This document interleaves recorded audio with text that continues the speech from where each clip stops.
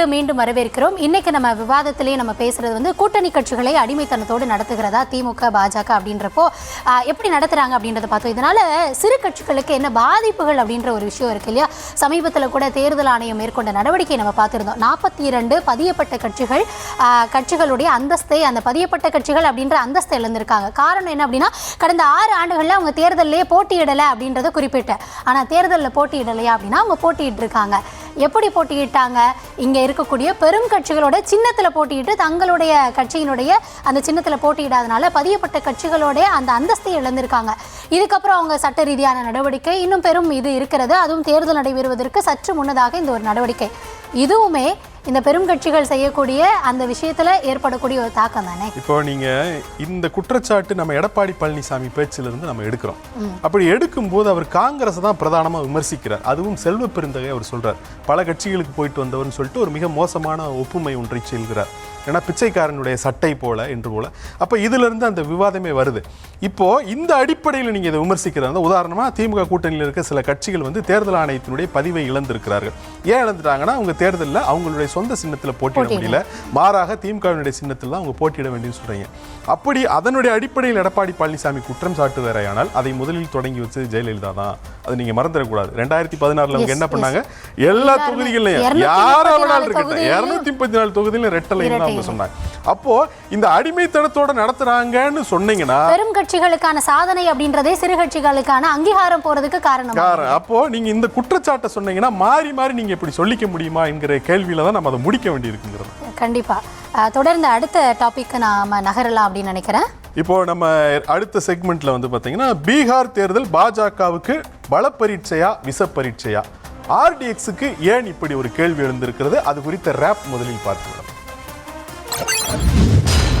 பீகாரில் சட்டமன்ற தேர்தல் நெருங்கி வருகிறது. அங்கு ஆளும் கூட்டணியில் அங்கம் வகித்து வரும் பாஜக மத்திய நிதியை பயன்படுத்தி பீகாருக்கு பல்வேறு நலத்திட்டங்களை வாரி வழங்குகிறது. அதே போல மாநில அரசின் நிதியில் இருந்தும் பல்வேறு திட்டங்கள் செயல்படுத்தப்பட்டு வருகின்றன. தொழில் துவங்குவதற்கு 75 லட்சம் பெண்களுக்கு 10,000 ரூபாய் வழங்கும் மாநில அரசின் திட்டத்தை நாளை துவக்கி வைக்கிறார் பிரதமர் மோடி. ஏற்கனவே மத்திய பட்ஜெட்டில் பீகாருக்கு அதிக முக்கியத்துவம், உட்கட்டமைப்பு திட்டங்களை மத்திய பாஜக அரசு அளித்தது தேர்தலுக்காகத்தான் என்ற விமர்சனம் இருந்து வரும் நிலையில் இலவச மின்சாரம், உதவித்தொகை போன்ற திட்டங்களை அறிவித்து பாஜக கூட்டணி வாக்குகளை கவர பார்ப்பதாக குற்றம் சாட்டப்படுகிறது. மற்றொரு புறம் காங்கிரஸ், ராஷ்டிரிய ஜனதா தளம் அடங்கிய இந்தியா கூட்டணி வாக்கு திருட்டு குற்றச்சாட்டை முன்வைத்து தேர்தலில் களம் காண இருக்கிறது. பீகாரில் வெற்றி பெறப்போவது தேர்தல் நெருக்கத்தில் அறிவிக்கப்படும் நலத்திட்டங்களா, இல்லை எதிர்க்கட்சிகளின் வாக்கு திருட்டு பிரச்சாரமா, தேர்தல் நெருக்கத்தில் செயல்படுத்தப்படும் மக்கள் நல திட்டங்கள் எடுபடுமா போன்ற கேள்விகளை விவாதிக்க இருக்கிறது RDX. இப்போ நம்ம பீகார் தேர்தல் வந்து பாஜகவுக்கு பல பரீட்சையா விச பரீட்சையான்ற ஒரு கேள்வி, அதுக்கு பலருக்கும் வந்து வியப்பாக கூட இருக்கலாம். என்ன இப்படி ஒரு கேள்வியா, அது ஒரு பல பரீட்சையான்னு கூட கேட்கலாம். என்ன விச பரீட்சையா அப்படின்னா இருக்குன்னா அது நம்ம பார்ப்போம். அதுக்கு முன்னாடி நமக்கு எழுந்திருக்கக்கூடிய ஒரு பெருங்கேள்வி ஒன்றை பார்த்து விடலாம்.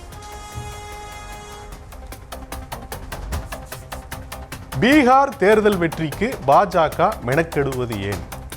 இப்ப மெனக்கெடுவது ஏன்ங்கிறத நீங்க இன்னொரு வடமொழி சொல்லால கூட சொல்லலாம். பகீரத பிரயத்தனம்னு சொல்லுவாங்க. அவ்வளவு பிரயத்தனப்படுறாங்க, பகீரத பிரயத்தனப்படுறாங்க. எப்படி பகீரத பிரயத்தனப்படுறாங்கன்னா, பகல்காம் தாக்குதலுக்கு பழி வாங்குவதற்கு மோடி எங்க சபதம் எடுக்கிறாரு? பீகார்ல தான் சபதம் எடுக்கிறார். அது மட்டுமல்ல, அந்த தாக்குதல் நடந்து உடனே அவர் சவுதியில இருந்தாரு. தாக்குதலுக்கு அப்புறம் உடனே நாடு திரும்புறாரு. தன்னுடைய சுற்றுப்பயணத்தை பாதியிலேயே நிறுத்திட்டு கிளம்புறாரு அப்படின்னு ஓகே, அங்க களத்துக்கு போவாரு போல, அங்க போய் பாதிக்கப்பட்ட மக்களுக்கு சொல்லுவாரு அப்படின்னு பார்த்தா வந்தனையும் பீகார் போனார். பீகார் போனதோட மட்டும் இல்லாம அங்க வந்து ஒரு பெரும் தொகையிலான ஒரு மக்கள் நலப்பணி திட்டப்பணிகள், முடிவுற்ற திட்டப்பணிகளை துவக்கி வச்சு அங்க அவர் தொடர்பா பேசினாரு. அன்னைக்கே எதிர்கட்சிகள் வந்து அது குறித்து பல விதமாக தங்களுடைய விமர்சனங்களை முன் வச்சாங்க அப்படின்றதையும் நம்ம பார்த்தோம். அப்போ அதுல இருந்து தொடங்குது.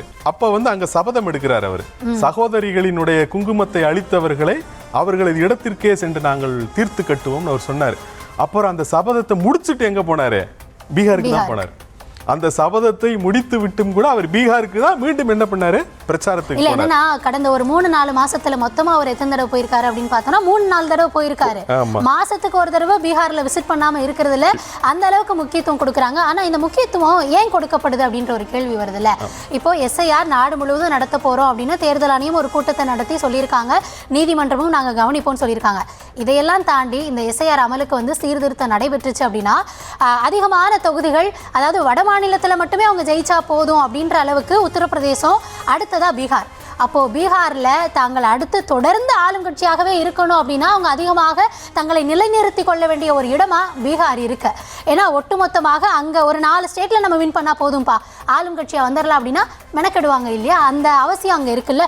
இன்னொன்னு இப்போ யாருடைய ஆதரவால இவங்க கட்சி நடந்துகிட்டு இருக்கு, ஆளும் கட்சியாக இருக்காங்க நிதிஷ்குமார், அங்க அவர் தான் முதலமைச்சர். அப்போ அதை தொடர்ச்சியா அதை நீட்டிக்க வேண்டிய அவசியமும் இருக்குல்ல.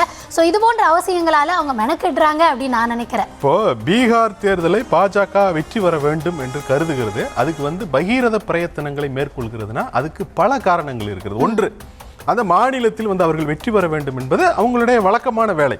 ஸோ அந்த தேர்தலில் வெற்றி பெறணும், அங்கே வந்து ஆட்சி அமைக்கணும், தேசிய ஜனநாயகம். அதை தாண்டி அவங்களுக்கு இருக்கிற முக்கியத்துவம் என்னன்னா, இப்போ தொடர்ச்சியாக இந்த மாநிலங்களையும் அவர்கள் பெறுகிற வெற்றியை வந்து எதிர்க்கட்சி தலைவர் ராகுல் காந்தி கேள்விக்குள்ளாக்கி இருக்கிறார். எப்படி கேள்விக்குள்ளாக்குறாருன்னா, தேர்தல் ஆணையத்தை உடந்தையாக வைத்துக்கொண்டு வாக்கு திருட்டில் ஈடுபட்டுத்தான் இவர்கள் தேர்தல் வெற்றியை சாதித்துக் கொள்கிறார்கள் குற்றச்சாட்டை அவர் தொடர்ந்து முன்வைக்கிறார். அப்போ இந்த பீகார் தேர்தலில் வந்து அவங்க அதே போன்ற வெற்றியை ஈட்டினால்தான் இல்லை என்ற அந்த குற்றச்சாட்டை அவர்கள் மறுப்பதற்கான வாய்ப்பு இருக்கும். ஒன்று. ரெண்டாவது, நீங்க சொன்னது போல மத்தியில் வந்து நிதிஷ்குமார் ஆதரவோடு தான் இந்த ஆட்சி நடந்து கொண்டு இருக்கிறது. ஒருவேளை தேசிய ஜனநாயக கூட்டணி தோற்று அவர்கள் எதிர்க்கட்சி வரிசையில் அமர்ந்துட்டாங்கன்னு வச்சுங்களேன், அப்ப நிதிஷ்குமாருக்கு அங்க இருக்கிற மத்திய அரசை வந்து தொடர்ந்து சப்போர்ட் பண்ணணும் எந்த அவசியமே கிடையாது. இங்க அவர் முதலமைச்சராக இருக்கிறதுக்கு பாஜக சப்போர்ட் பண்ணு. நிதிஷ்குமாரோட வரலாறும் நமக்கு தெரியும். அவர் வந்து குமாரசாமி கணக்கு போடுவாரு. 15% வாக்குகள் தான் அவர் பெற்றிருக்கிறார். 43 தொகுதிகளாக அவர் வெற்றி பெற்றிருக்கார். ஆனா 80க்கும் மேற்பட்ட தொகுதிகளில் வெற்றி பெற்ற பாஜக நிதிஷ்குமாரை முதலமைச்சராக அமர வைத்திருக்கிறது. அப்போ இப்படி பாடுபட்டு அவரை முதலமைச்சர் நாற்காலியில் தொடர்ந்து உட்கார வச்சிருக்கிறதுனுடைய அவசியம் என்ன இருக்குன்னா, மத்தியில் அவருடைய ஆதரவு தேவை. அப்ப இவர் முதலமைச்சர் நாற்காலியில் உட்காரலன்னு வச்சுக்கோங்களேன், அவர் வந்து மத்தியில் அந்த ஆதரவை தொடர்ந்து கொடுப்பாரா அல்லது இடையூறு செய்வாரா என்கிற அந்த கேள்விகள் இருக்குது. அப்புறம் மூணாவது மிக முக்கியமான விஷயம், பாஜக வந்து பேன் இந்தியா பார்ட்டி என்று மாறிடுச்சு. அவங்க இந்தியா முழுக்க பரவி இருக்கிற ஒரு கட்சி என்று மாறிவிட்டாலும் கூட அவர்களை பொறுத்தவரையில் இந்த கங்கை சமவெளி மாநிலங்கள் இருக்கு பாருங்க, அது அவங்களுடைய ஹார்ட் கோர் மாநிலங்கள். அந்த கங்கை சமவெளி மாநிலங்கள்னா அவங்க தான் ஆட்சியில் இருக்கணும். அது ஒரு வலதுசாரி தன்மையிலிருந்து, ஒரு இந்துத்துவா கொள்கையிலிருந்து இது வருகிறது. அப்ப அந்த பீகாரை அப்படி அதற்காகவும் அவர்கள் வெற்றி பெற்றாக வேண்டிய கட்டாயம் இருக்கிறது. இதுக்கெல்லாம் சேர்த்து தான் அவங்க வந்து இவ்வளவு தூரம் மெனக்கெடுறாங்கிறது நம்ம. அது எவ்வளவு தூரம் மெனக்கெடுறாங்க அப்படின்றது கடந்த சில மாதங்கள்ல மட்டும் பீகாருக்கு எவ்வளவு தொகையில நலத்திட்டங்கள் வழங்கியிருக்காங்க அப்படின்றதை நம்ம பார்க்க வேண்டியதா இருக்கு. தொடர்ந்து நடப்பு நிதியாண்டுல மட்டும் பிரதமர் மோடியினுடைய இந்த பீகார் பயணத்துல எவ்வளவு நலத்திட்டங்கள் வழங்கப்பட்டிருக்கிறது, அறிவிக்கப்பட்டிருக்கிறது அப்படின்னு பார்க்கிறப்போ, நீங்க சொன்ன மாதிரி அந்த பஹல்காம் தாக்குதலுக்கு அப்புறம் அவர் போனது அந்த ஏப்ரல் 24ஆம் தேதி 13,480 கோடி ரூபாய் மதிப்பிலான முடிவுற்ற திட்டப்பணிகள், துவங்கப்படக்கூடிய திட்டங்களுக்கு அவர் அடிக்கல் நாட்டினதுன்னு 13,480 கோடி ரூபாய். அடுத்ததா மே 30ஆம் தேதி போயிருந்தாரு. அப்ப பாத்தீங்கன்னா ஒரு மிக பெரும் தொகை 48,520 கோடி ரூபாய் மதிப்பிலான திட்டப்பணிகளை அங்க அறிவிச்சு இல்லைன்னா முடிவுற்ற திட்டப்பணிகளை துவங்கி வச்சிருக்காரு. அடுத்ததா ஜூன் மாதம் போயிருக்காரு 20ஆம் தேதி 9,500 கோடி. இப்போ சமீபமா செப்டம்பர் 15 போனாரு 36,000 கோடி ரூபாய். இப்படின்னு ஒட்டுமொத்தமாக நீங்க கால்குலேட் பண்ணி பார்த்தீங்கன்னா 1,07,500 கோடி ரூபாய் அளவிலான, இங்க வந்து சவுத்துல வந்து முக்கியமா தமிழகம் வந்து எங்களுக்கு நிதியை கொடுங்க தொடர்ந்து போராடுறோம். ஆனால் பீகாரில் வந்து தேர்தல் வந்திருக்கா இல்லை என்னன்னு தெரியல, உண்மையிலே இது செயல்படுத்த வேண்டிய திட்டங்களானு தெரியல. 1,07,000 கோடி ஒதுக்கியிருக்காங்க. எவ்வளவு மெனக்கெடுறாங்கல்ல. அப்போ எவ்வளவு மெனக்கெடுறாங்கிறதோட சேர்ந்து தான் இந்த பீகார் தேர்தல் வந்து பாஜகவுக்கு பல பரீட்சையா என்பதோடு நின்று விடாமல் விஷ பரீட்சையா என்ற ஒரு கேள்வியும் நாம ஏன் எழுப்புறோம்னா, அதனால தான் எழுப்புறோம். அவங்க வந்து பல பரீட்சையில தான் இருக்கிறாங்கிறது அவங்க மெனக்கெடல் மூலமாகவே நமக்கு தெரிஞ்சிருது. அவ்வளவு ஈஸியா அதை விட்டுட்டோம்னா அங்க தோல்வி கூட அடைந்து விடலாம். அதனால அவள் எளிதாக அதை விட்டுவிடக்கூடாது என்பதற்கு தான் அவங்க இவ்வளவு முயற்சிகளை அவர்கள் மேற்கொள்கிறார். ஆனா விஷ பரீட்சையா என்கிற கேள்வி ஏன் நமக்கு வருகிறது? அது ரொம்ப மிக முக்கியமான கேள்வி. ஏன்னா இப்ப பாஜக வெற்றி பெறுகிறது, மத்தியில இருக்கிறாங்க, வெற்றி பெற்று மாநிலங்களில் வெற்றி வரும்பொழுது அவங்க என்ன பிரச்சாரம் பண்றாங்கன்னா, டபுள் என்ஜின் சொல்றாங்க. மத்தியிலையும் பாஜக, மாநிலத்திலையும் பாஜக, ஒரு இரட்டை என்ஜின் போல இந்த வளர்ச்சி வேகத்தை நாங்க எடுத்துட்டு போவோம் அப்படின்னு அவங்க சொல்றாங்க. அப்படி அவங்க சொல்லிக்கிட்டாலும் கூட அது வந்து கூட்டுறவு கூட்டாட்சிக்கு பெரிய அச்சுறுத்தலாக மாறி இருக்குங்கிற பொருள பிரச்சனை.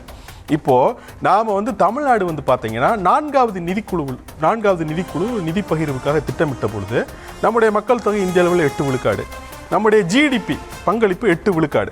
அப்ப நமக்கு நிதி பகிர்வு வந்து 8 விழுக்காடா இருந்தது. ஆனா 15வது நிதிக்குழுவில் நம்ம என்ன ஆயிட்டோம்னு பார்த்தீங்கன்னா நம்முடைய ஜிடிபி வந்து 10 விழுக்காடுக்கு மேலே போயிருச்சு தமிழ்நாட்டினுடைய ஜிடிபி. ஆனால் மக்கள் தொகையை நம்ம கட்டுப்படுத்துறது மூலமாக அது 6 விழுக்காடாக குறைஞ்சிருக்கு. ஆனால் நிதி பங்களிப்பு 4 விழுக்காடாக குறைஞ்சிருக்கு. தமிழ்நாட்டுக்கு 1 ரூபா கொடுத்தாங்கன்னு சொன்னீங்கன்னா பீகாருக்கு வந்து 2014 2 ரூபா 90 காசு கொடுத்துட்டு இருந்தாங்க. ஏன்னா அது மிகப்பெரிய மாநிலம் சொல்லிட்டு. ஆனால் 2024 அந்த தொகை வந்து பார்த்தீங்கன்னா 4 ரூபா 30 காசு ஆயிருக்கு.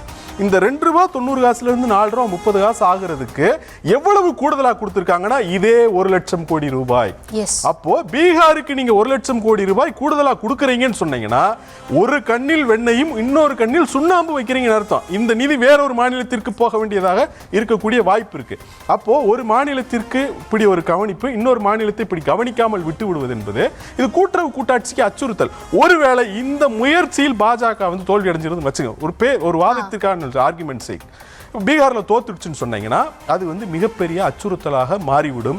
மாநிலங்களினுடைய போர்க்குரல் வந்து அதிகரிப்பதற்கான வாய்ப்பாகிவிடும். அப்போ அது பாஜகவிற்கு விச பரீட்சையாக மாறிவிடக்கூடிய வாய்ப்பாகவும் இருக்குங்கிறது விசேஷம். எஸ், இந்த விவகாரத்தில் நம்ம அடுத்ததா சில விஷயங்கள் பேசுறப்போ அடுத்த ஒரு பிக் கொஸ்டின் நமக்கு எழுந்திருந்தது. அது என்னன்றது நீங்க சொன்னீங்கன்னா நம்ம பேசிடலாம். ஆர்டிஎக்ஸுக்கு எழுந்திருக்கிற அடுத்த பெருங்கேள்வி, தேர்தல் ஆணையத்தின் மீதான ராகுலின் குற்றச்சாட்டுகள் காங்கிரசுக்கு இந்தியா கூட்டணிக்கு கை கொடுக்குமா? இந்த குற்றச்சாட்டு பீகார் தேர்தலை ஒட்டி மட்டுமே எழுந்திருக்கிறதா அப்படின்னா, பீகார் தேர்தலில் அந்த எஸ்ஐஆர் நடத்தினாங்க. அதனை தொடர்ந்து இந்த விவகாரம் பூதாகரமானது அப்படின்னே சொல்லலாம். என்னை பொறுத்த வரைக்கும் இதை வந்து ஒற்றை மாநிலத்திற்கான பிரச்சனையா மட்டுமா கருதணுமா அப்படின்னா கிடையாது. இன்னும் அடுத்து தொடர்ச்சியாக பல மாநிலங்களையும் தேர்தல் வர இருக்கிறது. அந்த மாநிலங்கள்லையும் இது போன்ற ஒரு சீர்திருத்தம் வரும் அப்படின்னு சொல்லப்படுது. அப்போ ஒட்டுமொத்தமாக இந்தியா முழுமைக்கும் இது போன்ற ஒரு சீர்திருத்தம் கொண்டு வரப்பட்டால் பாஜக இதன் மூலமாக என்ன சாதிக்க நினைக்கிறது அப்படின்னு ராகுல் ஒன்று சொல்றாரு. அப்போ பல மாநிலங்கள்லையும் இது போன்ற நடவடிக்கைகள் கண்டிப்பாக இந்தியா முழுமைக்குமான பிரச்சனையா மாறும். இது ஒரு மாநிலத்தினுடைய பிரச்சனையா மட்டுமா கருதணும்னா என்னுடைய ஒப்பீனியன் கிடையாது. அதையும் தாண்டி இது ராகுலுக்கு பீகார்ல கை கொடுக்குதா இல்லையா அப்படின்றத தாண்டி பிற மாநிலங்கள்ல என்ன ரிசல்ட்ஸை கொடுக்க போகுது அப்படின்றதை நம்ம பொறுத்திருந்து பார்க்க வேண்டியிருக்கிறது. ஆனா பீகார் தேர்தலை பொறுத்த வரைக்கும் இவங்க அந்த வந்து அதிகார யாத்திரா அப்படின்றத முழு வீச்சில் மேற்கொண்டுட்டு வராங்க. பாஜக என்ன சொல்றாங்க அப்படின்னா இதை வந்து இவங்க தேர்தலுக்காக ஒரு ஸ்டண்டா பண்றாங்க அப்படின்ற வாதத்தெல்லாம் முன்வைக்கிறாங்க. அதையெல்லாம் தாண்டி பல மாநிலங்களுக்கான பிரச்சனையா இது மாறி இருக்குதோ அந்த கோணத்துல நம்ம இதை அணுகணுமோ அப்படின்றது என்னோட பார்வை. கண்டிப்பா. இப்போ நீங்க மிக முக்கியமான செய்தி என்னன்னா, இந்த பீகார் தேர்தல் பாஜகவுக்கு பல பரீட்சையா விச பரீட்சையா என்பதை நீங்க இதோடும் ஒத்து பேசலாம். எப்படி ஒத்து பேசலாம்னா, ராகுல் காந்தி என்ன சொல்றாருன்னா, இந்த வாக்குகளை திருடுவதற்கு, தேர்தலை திருடுவதற்கு பாஜக 2 விதமான டாக்டிக்ஸ் அவங்க கையாளுறாங்கன்னு சொல்றாரு. ஒன்று இன்க்ளூஷன், இன்னொன்று எக்ஸ்க்ளூஷன். அதாவது முறைகேடாக வாக்காளர்களை பெரும் எண்ணிக்கையில் வாக்காளர் பட்டியலில் சேர்த்து வெற்றியைப்பாரு. அது ஒரு பரீட்சைனா, இன்னொரு விதமா என்ன பண்றாங்கன்னா பெருவாரியான வாக்காளர்களை வந்து வாக்காளர் பட்டியலிருந்து நீக்கி அதன் மூலமாக தேர்தல் வெற்றியை பெறுவது. அப்போ இன்க்ளூஷன் எக்ஸ்க்ளூஷன் இந்த 2 டாக்டிக்ஸையுமே பாஜக கையாள்வதாக சொல்கிறார். அப்போ இன்க்ளூஷன்ங்கிறத அவங்க வந்து மகாராஷ்டிரா உள்ளிட்ட மாநிலங்களில் பண்ணிட்டாங்க. அது அம்பலமானோன்னு என்ன பண்றாங்கன்னா இப்போ எக்ஸ்க்ளூஷனரி டாக்டிக்ஸ்க்கு அவங்க வர்றாங்க. அதனாலதான் பீகாரில் 65 லட்சம் வாக்குகள் நீக்கப்பட்டதுன்னு அவர் சொல்றார். இப்போ என்ன ஆயிடுச்சு, நீதிமன்றத்திற்கு போய் உச்ச நீதிமன்றம் என்ன சொல்லிட்டாங்கன்னா ஆதாரையும் நீங்கள் ஆவணமாக ஏற்க வேண்டும் என்று சொல்லி விட்டார்கள். அப்ப பெரும்பாலானவர்கள் மீண்டும் வந்து அந்த வாக்காளர் பட்டியலில் சேர்க்கப்படுவதற்கான வாய்ப்பு உருவாயிருச்சு. இதன் பிறகு பாஜக தோற்றால் என்ன ஆகி போகும்னா, உண்மையிலேயே அவர்கள் வாக்குகளை திருடி முறைகேடு செய்துதான் வெற்றி பெற்றார்கள் என்று ஆகிவிடும். அப்ப என்னன்னா பாஜகவுக்கு இந்த தேர்தல் எப்படியாவது வெற்றி விட்டாகணும். இதுதான் அவங்க பல பரீட்சை. எல்லா தரப்புல இருந்து வெற்றி ஒன்றே அவங்களுக்கான தீர்வா இருக்கு. அப்ப அது பல பரீட்சையாக மாறுகிறது. அதே நேரத்தில் தோற்றார்கள் என்று சொன்னா இவங்க வந்து தேர்தல் முறைகேட்டில் தான் ஈடுபட்டு இருக்காங்க. இப்படி முறைகேட்டின் மூலமாகத்தான் அவர்கள் வெற்றி பெற்றிருக்கிறார்கள் என்று சொல்வதற்கான வாய்ப்பாகிவிடும் என்பதனால தான் அதை வந்து நம்ம விச பரீட்சைன்னு நம்ம சேர்த்து தான் பார்க்க வேண்டும். ஓகே, தொடர்ந்து அடுத்ததா பல விஷயங்களை நம்ம பேசிட்டு இருக்கோம். இருந்தாலும் அங்க இருக்கக்கூடிய கூட்டணி ரொம்ப முக்கியத்துவம் வாய்ந்ததா இருக்கு. அதுல நமக்கு ஒரு பெரும் கேள்வி எழுந்திருக்கிறது. அது என்ன அப்படின்றத இப்போ நம்ம பார்க்கிறப்போ, பீகார்ல பல விஷயங்களை காங்கிரஸ் கையில் எடுத்திருந்தாலுமே கூட்டணி விவகாரத்தில் கோட்டை விடுகிறதா காங்கிரஸ். இதையுமே வந்து நான் பீகாரோடு நிறுத்திடக்கூடாது, பல மாநிலங்களுக்கு ஒப்பிட்டு தான் சொல்லணுமோ அப்படின்ற ஒரு கருத்து எழுதுனா காங்கிரஸ் பல மாநிலங்களை செய்யக்கூடிய தவறு வந்து இதுவாகத்தான் இருக்கிறதோ அப்படின்ற ஒரு கேள்வி நமக்கு எழுத. அதுக்கு முன்னாடி இப்போ பீகாரில் யார் யார் எப்படி கூட்டணியில் இருக்காங்க அப்படின்றத நம்ம பார்த்துடலாம். தேசிய ஜனநாயக கூட்டணியை பொறுத்த வரைக்கும் அதில் யார் யார் அங்கம் வகிக்கிறார்கள் அப்படின்னு பார்க்குறப்போ முக்கியமாக நிதிஷ்குமாருடைய ஐக்கிய ஜனதாதளம், பாஜக, லோக் ஜன்சக்தி ராம்விலாஸோடது, ஹிந்துஸ்தானி அவாம் மோர்ச்சா, அடுத்ததா ராஷ்ட்ரிய லோக் மோர்ச்சா, இந்த கட்சிகள் பிரதானமாக அங்கே கூட்டணியில் அங்கம் வகிக்கிறாங்க. அடுத்ததா இந்தியா கூட்டணியை பொறுத்த வரைக்கும் ராஷ்ட்ரிய ஜனதாதளம் தேஜஸ்வியோடது, அடுத்ததா காங்கிரஸ், சிபிஐ, சிபிஎம், சிபிஐ-எம்எல், இது இல்லாமல் உதிரி கட்சிகளும் அங்கே அவங்களோட அங்கம் வைக்கிறாங்க. இன்னும் பிற கட்சிகள் இந்த முறை பிகே வந்து அங்கே களம் காண்கிறாரு ஜன் சுரக்ஷா அப்படின்ற கட்சியோட, அரவிந்த் கெஜ்ரிவாலும் ஆம் ஆத்மி அப்படின்ற பெயரில் களம் காண்கிறார். இந்த கேள்வி நமக்கு ஏன் எழுந்தது தெரியுமா ரகுமான் சார்? இப்போ வந்து இந்த கூட்டணி ஆரம்பத்தில் வந்து இந்த அதிகார யாத்திரா, வாக்காளர் இது பட்டியலில் சீர்திருத்தம், அதில் வாக்கு திருட்டு, இந்த குற்றச்சாட்டு எல்லாம் காங்கிரஸினுடைய குரலும் ஐக்கிய ஜனதா தளத்தினுடைய குரலும் தேஜஸ்வியினுடைய குரலும் ஒன்றாக, ராஷ்ட்ரிய ஜனதா தளத்தினுடைய குரலும் ஒன்றாக ஓங்கி ஒலித்தது. இவங்க கூட்டணியை பார்த்தே கண்டிப்பாக வெற்றி கிடைச்சிருமா அப்படின்ற எண்ணம் சாமானியர்களுக்கு தோன்றி இருக்கும். ஆனால் நெருங்க இப்போ அந்த முதலமைச்சர் வேட்பாளர் யார் அப்படின்ற இடத்துல வந்து நிற்கிறாங்க. இவர் என்ன சொல்கிறாரு, தேஜஸ்வி என்ன சொல்கிறாரு அப்படின்னா, முதலமைச்சர் வேட்பாளர் நான் தான் அப்படின்ற மாதிரி, பாஜகவை மாதிரி முகம் இல்லாமல் நாங்கள் தேர்தலை சந்திக்க மாட்டோம், நாங்கள் யாருன்னு கேண்டிடேட்டாக அனௌன்ஸ் பண்ணிட்டு சொல்லுவோம் அப்படின்னு சொல்கிறாரு. ஆனால் காங்கிரஸினுடைய வாதம் அந்த விஷயத்தில் என்னவா இருக்குது அப்படின்னா, தேர்தலை சந்திச்சிடுறோம், அதுக்கப்புறமா அதை பேசிக்கலாம் அப்படின்னு காங்கிரஸ் சொல்கிறாங்க. இன்னும் வந்து நம்ம பார்த்த மாதிரி சிபிஐ-எம்எல் தீபங்கர் பட்டாச்சாரியா என்ன சொல்கிறாரு அப்படின்னா, காங்கிரஸ் என்ன சொல்லுதோ அதை தான் நாங்கள் சொல்ல இருக்கோம், ஆனால் இவர் தான் சரியாக இருப்பார் அப்படின்னு அவர் ஒரு ஒப்பீனியன் சொல்கிறாரு. ஒட்டுமொத்தமாக கூட்டணியாக பலத்த குரலை எழுப்பி மக்கள் மத்தியில் இந்த முறை ஆட்சி அமையும் அப்படின்னு நம்பிக்கையை கொடுக்க வேண்டியவங்க, இது கூட்டணி அரசாக நீடிக்கும் அப்படின்னு நம்பிக்கையை கொடுக்க வேண்டியவங்க, இந்த இடத்துல தேர்தலுக்கு முன்பாகவே இது போன்ற விஷயங்களில் முன்னுக்கு பின் முரணாக ஒரு கருத்தை பதிவிட்டாங்கன்னா மக்கள் மத்தியிலே சலனத்தை ஏற்படுத்தும் இல்லையா? உண்மையில இந்தியா கூட்டணியை உருவாக்கியது யாருன்னு கேட்டீங்கன்னா இன்னைக்கு பீகார் முதலமைச்சராக இருக்கிற நிதிஷ்குமார். ஆமாம், அவர் என்ன ஆயிட்டார்னா கூட்டணியை உருவாக்கிட்டு திரும்ப பாஜகவோடு போய் அவர் கைகோர்த்து கொண்டார். 2013க்கு முன்னாடி 17 வருஷம் கிட்டத்தட்ட பாஜகவோட அவங்க கூட்டணியில் இருந்தார் நிதிஷ்குமார். ஏன் கூட்டணியிலிருந்து வெளியேறிட்டார்னா, மோடியை எப்படி நீங்க பிரதமர் வேட்பாளராக அறிவிக்கலாம் என்று சொல்லிவிட்டு தான் வெளியேறார். ஆனால் இந்த காங்கிரஸ் தேஜஸ்வி யாதவ் இவங்களை பொறுத்தவரையில் அங்கு தேஜஸ்வி தான் முதலமைச்சர் வேட்பாளர் என்பதில் மாற்று கருத்து எழுந்தாலே, தேஜஸ்வியை முன்னிறுத்த தவறிவிட்டால், இந்த கூட்டணி கட்சிகள் காங்கிரஸ் உள்ளிட்ட கூட்டணி கட்சிகள் முன்னிறுத்த தவறிவிட்டாலே அங்கு வந்து அவங்க பீகார் தேர்தலில் வெற்றி வாய்ப்பை பறி கொடுக்கிறார்கள் என்றுதான் அர்த்தம். ஆனால் இப்போ இன்னைக்கு நிலைமைக்கு, இப்போ கடந்த சில நாட்களில் இருந்த பிரச்சனை, தேஜஸ்வி யாதவ் முதலமைச்சர் வேட்பாளராக ஏற்கிறதா, இல்லை கூட்டணியில் யார் பெரிய இல்லை தொகுதி பங்கீடு எப்படி என்பது தொடர்பாக சில சிக்கல்கள் இருந்தன. ஆனால் இன்னைக்கு நிலைமைக்கு வந்து பார்த்தீங்கன்னா அது ஸ்மூத் ஆயிடுச்சுன்னு தான் சொல்றாங்க. விரைவில் வந்து அவங்க தொகுதி பங்கீட்டுக்கு வந்துருவாங்க என்று தான் சொல்கிறார்கள். அப்போ அந்த காங்கிரஸ் அந்த ராஷ்ட்ரிய ஜனதா தள கூட்டணியும் கூட ஒரு ஸ்மூத்தான ஒரு நிலைமைக்கு வந்திருக்குங்கிற மாதிரியான நிலை தான் இன்னைக்கு இருக்கு. பார்க்கலாம் தொடர்ந்து. இது மட்டும் இல்லாம களத்துல இன்னும் பிற கட்சிகளும் இருக்காங்க. அந்த வகையில நம்ம இப்ப பார்க்கிறது இன்னும் 5 சிறிய கட்சிகளை ஒருங்கிணைத்து தேஜ் பிரதாப் யாதவ் வந்து தேர்தலை சந்திக்க இருக்கிறதாகவும் சொல்லப்படுது. இப்படி பல முனை போட்டியா இருக்கிறப்போ கூட்டணியோடு பலமா இருந்து தேர்தலை சந்திக்க வேண்டியது காங்கிரஸுக்கு இருக்கக்கூடிய ஒரு கட்டாயம். எப்படி அவங்களுக்கு இது பலப்பரீட்சையா விசப்பரீட்சையா மாறி இருக்கிறதோ அதே போல இது காங்கிரஸுக்கும் ஒரு பலப்பரீட்சை இல்லைன்னா விசப்பரீட்சை அப்படின்னே கூட சொல்லலாம். ஏன்னா வெற்றி பெற வேண்டிய கட்டாயத்துல அவங்களுமே இருக்காங்க.